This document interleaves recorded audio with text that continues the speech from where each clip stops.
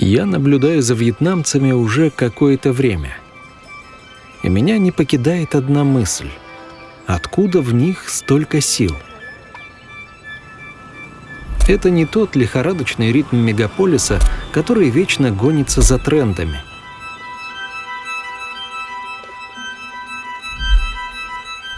Здесь чувствуется энергия людей, искренне верящих, что именно в труде кроется главный смысл жизни. А все остальное приложится. Мне по-настоящему захотелось понять, что ими движет. Ведь такую самоотдачу не сымитируешь и не создашь искусственно. А здесь она растворена в самом воздухе.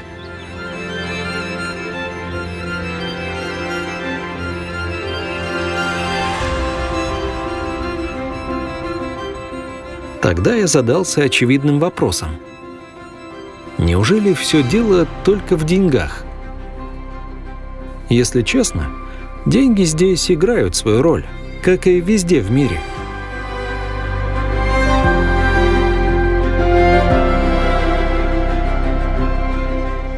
Okay, so do you still remember where we are going today?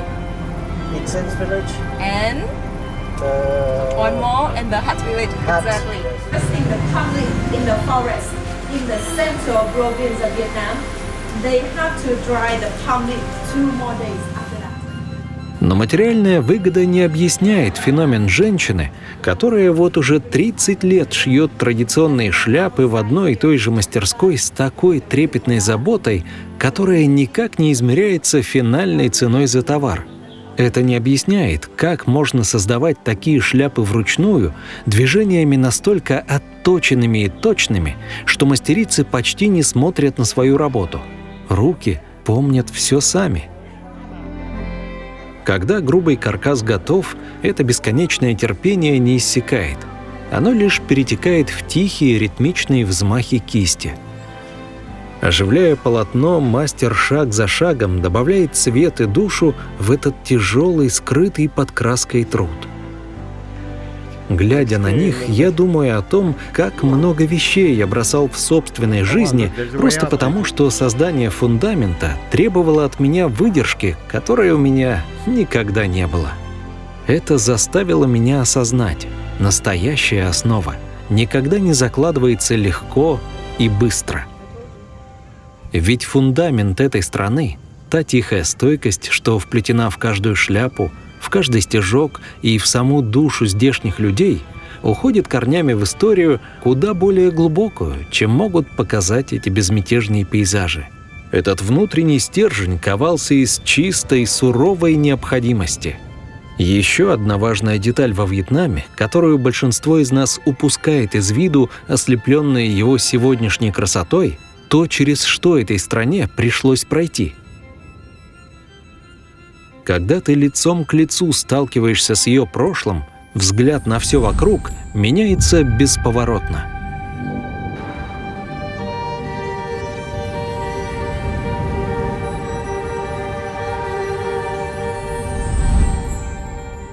Почти 1000 лет Вьетнам боролся за независимость от Китая. Как только эта эпоха закончилась, пришли французы и колонизировали страну еще почти навек. Но стоило уйти им, как вспыхнула война с американцами. Она затянулась на 20 лет, и на эту землю было сброшено больше бомб, чем за всю Вторую мировую войну. Когда стихло и это, экономика лежала в руинах. Миллионы людей погибли, а инфраструктура была стерта с лица земли. По любым разумным меркам на восстановление должны были уйти поколения. Вьетнаму потребовалось около 30 лет. Сегодня это одна из самых динамично развивающихся экономик мира. Страна прошла путь от тотальной нехватки продовольствия до статуса одного из крупнейших экспортеров риса на планете. И этот прорыв совершило буквально одно поколение людей. Тех, кто на глубинном уровне понял то, чего большинству из нас, к счастью, понимать не приходилось. Нельзя сидеть и ждать, когда время никому не гарантировано.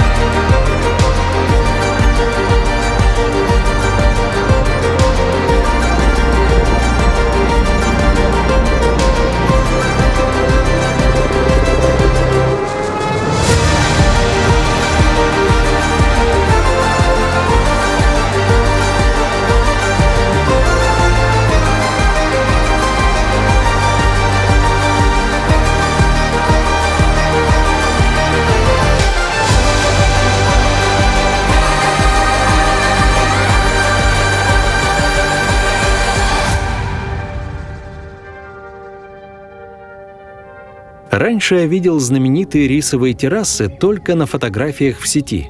Собственно, ради них я и затеял эту поездку. Я запустил дрон, чтобы взглянуть на них с высоты птичьего полета, и масштаб увиденного заставил меня на мгновение оцепенеть. Эти террасы высекались в склонах гор вручную, веками. Сверху они кажутся самым необычным и прекрасным рисунком, какой только можно было нанести на ландшафт.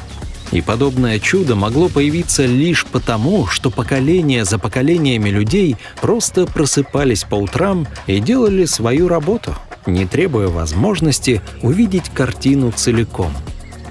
На следующий день я отправился в пеший поход. Стояла жара, которую трудно описать тому, кто никогда не испытывал на себе этот удушливый влажный горный зной, где сам воздух словно сопротивляется каждому твоему шагу. Примерно через час я устал настолько, что мысль остановиться казалась самой разумной вещью на свете. Я замер на минуту, припал к воде и посмотрел назад. На то, какое расстояние уже оставил за спиной. Мне не стало легче, но оставаться на месте было нельзя. Не тогда, когда проделан такой путь.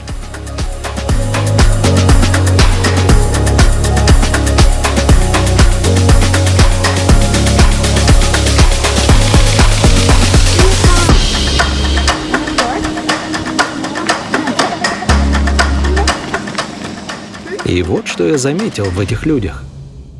Мысль, которой мне хочется поделиться с вами. Потому что именно она врезалась в память сильнее всего за эту неделю. Они движутся. Они просто продолжают идти вперед. И они не тащат на себе груз чужого мнения так, как привыкли делать мы. Вы не встретите здесь человека, который бы лишался сна из-за бренда на чужих кроссовках, машины у чужого дома или мнение того, кому в этой жизни ничего не приходилось добиваться трудом.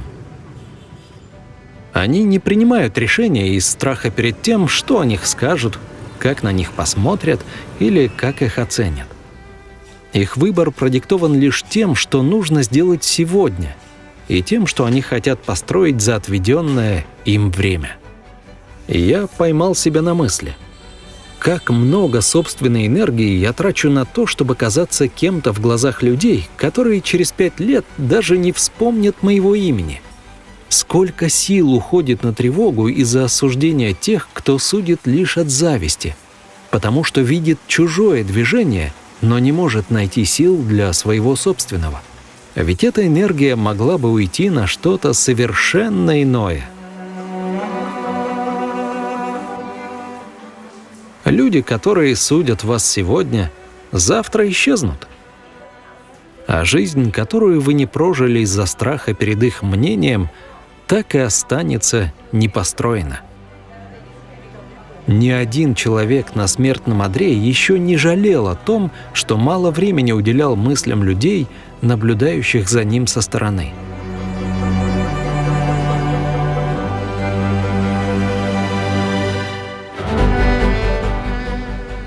Вьетнамцы, за которыми я наблюдаю всю эту неделю, выстояли в тысячелетней войне и оккупации не потому, что спрашивали у кого-то разрешения. Они не для того высекали террасы в скалах и поднимали экономику из пепла, чтобы переживать, кто на них смотрит и что об этом думает.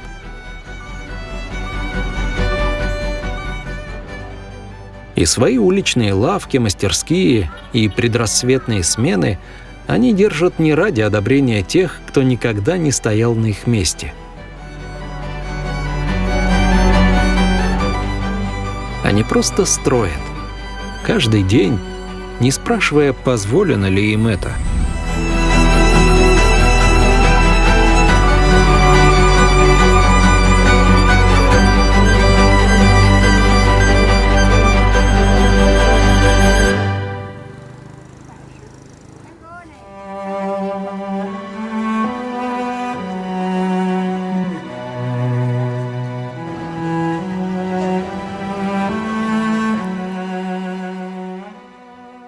И, пожалуй, единственный вопрос, который стоит увезти с собой из этой страны —